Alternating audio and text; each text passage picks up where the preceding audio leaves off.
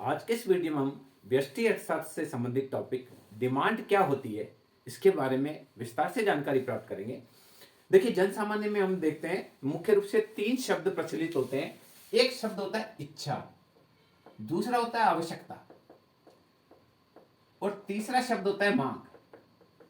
अगर एक सामान्य आदमी से पूछा जाए तो इच्छा, आवश्यकता और मांग में बहुत ज्यादा डिफरेंस वह नहीं कर पाएगा, पर एक अर्थशास्त्र के विद्यार्थी होने के नाते आपको पता होना चाहिए कि इच्छा और आवश्यकता में क्या अंतर है और आवश्यकता और मांग में अंतर क्या है और लास्टली मांग किसे कहा जाता है। तो आज के इस वीडियो में हम इन तीनों बातों पर चर्चा करेंगे। देखिए, इच्छाएं जो होती है, इच्छाएं अनंत होती है। व्यक्ति की जैसे ही एक इच्छा खत्म होती है, दूसरी इच्छा जन्म ले लेती है और इच्छा के लिए हमको किसी भी चीज की आवश्यकता नहीं होती है। आपके पास जेब में 10 रुपए भी नहीं हो और आप इच्छा करें कि सामने वाली जो कार जा रही है वो मैं खरीद लूं, या जो 10 मंजिल का जो बड़ा बिल्डिंग है वो मैं खरीद लूं, या आपके पास 100 रुपए भी नहीं है और आप ये कल्पना करें कि मैं बहुत बड़ी जो ये शॉप, चलती हुई शॉप है, इसको मैं खरीद लूं।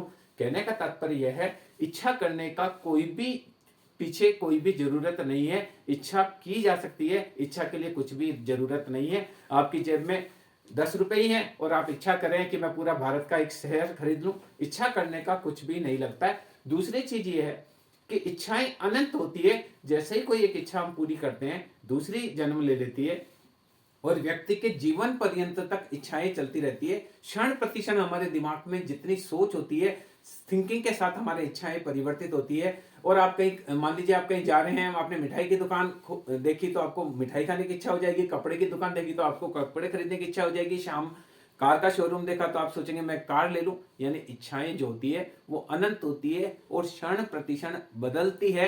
आप झोपड़ी में भी रह रहे हैं, कुछ भी पैसा आपके पास नहीं है, फिर भी इच्छा करने में कुछ नहीं जाता कि मेरे पास भी राजा की तरह महल होता। यानी इच्छा के लिए कुछ भी जरूरत नहीं होती है। इच्छा कब आवश्यकता बनती है? जब इच्छा के साथ, देखिए, आवश्यकता के लिए तीन तत्व चाहिए। आवश्यकता के लिए एक तो चाहिए इच्छा, इच्छा के साथ आपको चाहिए साधन और तीसरी चाहिए साधन को व्यय करने का साहस।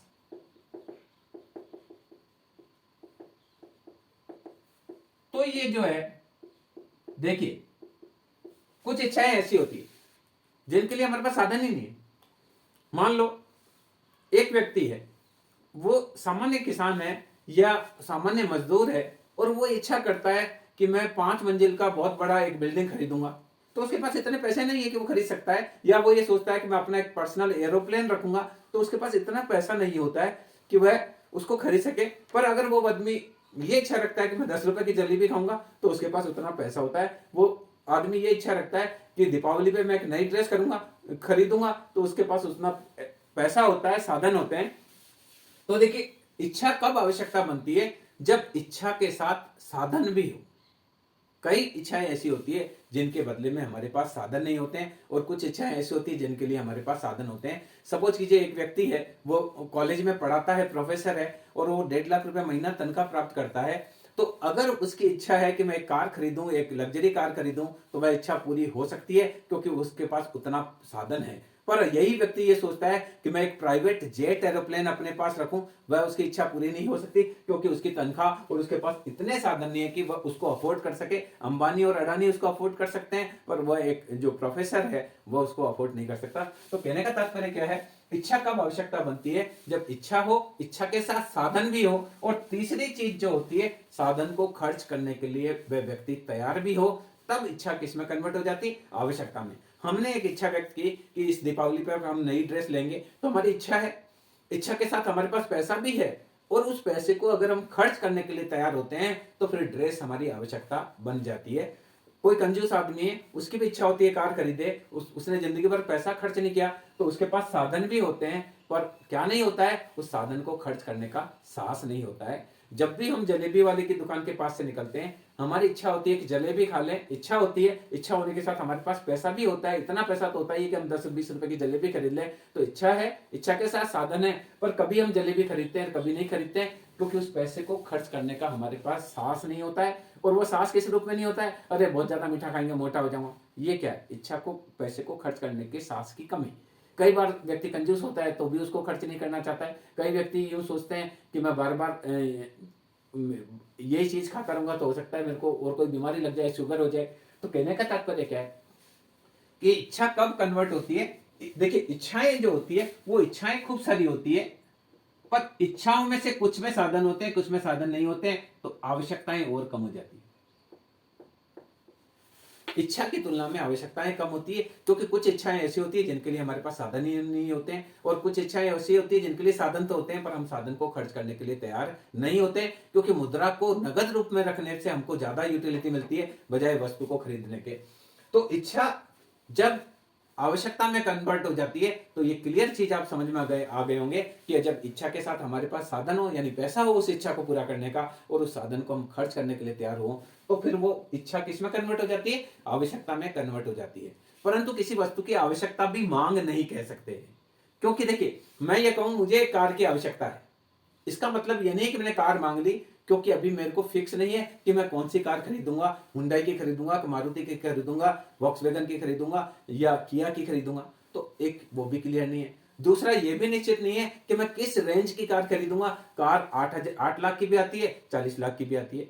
तो किसी वस्तु की मांग जो है, मांग के लिए 5 तत्व चाहिए। मांग, किसी वस्तु की जो मांग है, मांग के लिए देखिए, एक तो चाहिए आवश्यकता प्लस निश्चित कीमत प्लस निश्चित समय।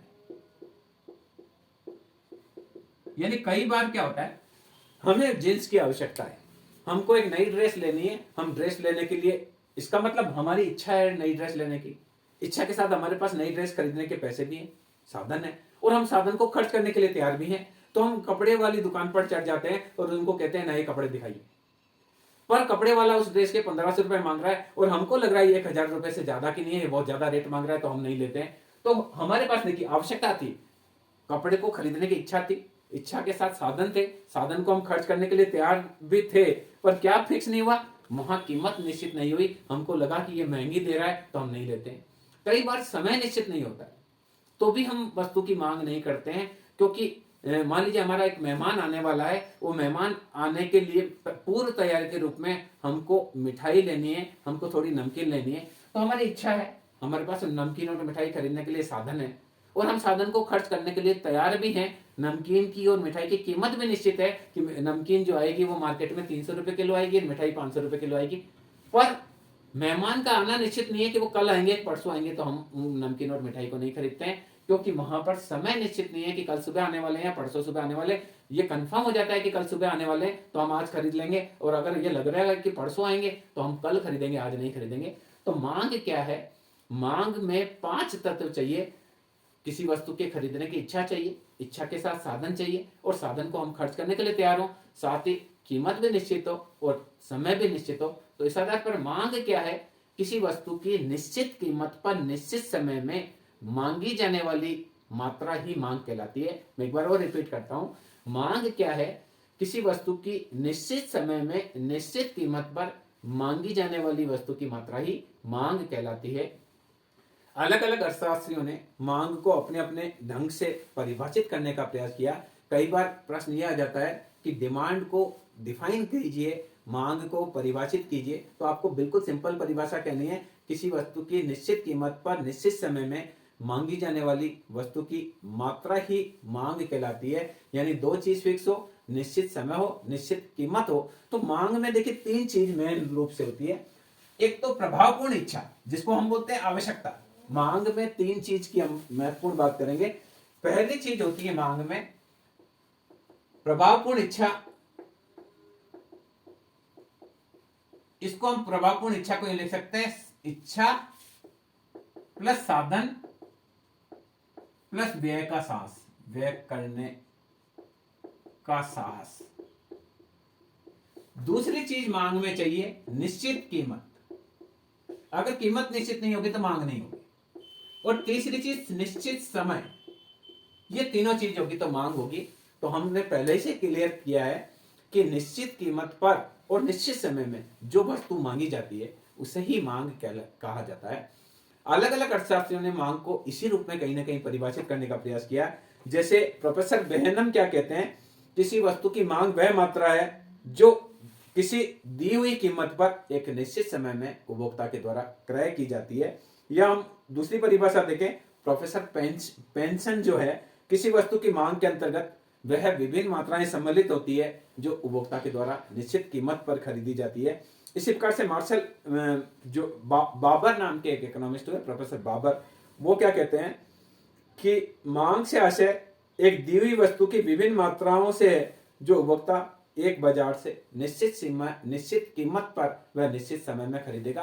कुल मिला के जो भी परिभाषाएं, चाहे पेंशन ने परिभाषा दी हो, चाहे बेहनम ने दी हो, चाहे मार्शल ने दी हो, या अन्य किसी अर्थशास्त्री ने दी हो, मूल रूप से वह मांग में यही कहते हैं कि किसी निश्चित कीमत पर निश्चित समय में जो वस्तु की मात्रा मांगी जाती है उसे ही मांग कहा जाता है। यानी किसी वस्तु के खरीदने की प्रभावपूर्ण इच्छा जो कि निश्चित कीमत व निश्चित समय में होती है उसे ही मांग कहा जाता है। तो मैं समझता हूँ इस वीडियो के माध्यम से आप समझ पाएंगे कि मांग किसे कहा जाता है। अगले वीडियो में हम मांग से संबंधित प्रकार के बारे में भी डिस्कशन करेंगे। मांग का नियम क्या होता है, मांग को कौन कौन से तत्व प्रभावित करते हैं, इस पूरे इन चीज की जानकारी हम प्राप्त करेंगे। मैं समझता हूँ ये वीडियो आपके लिए उपयोगी रहेगा। धन्यवाद।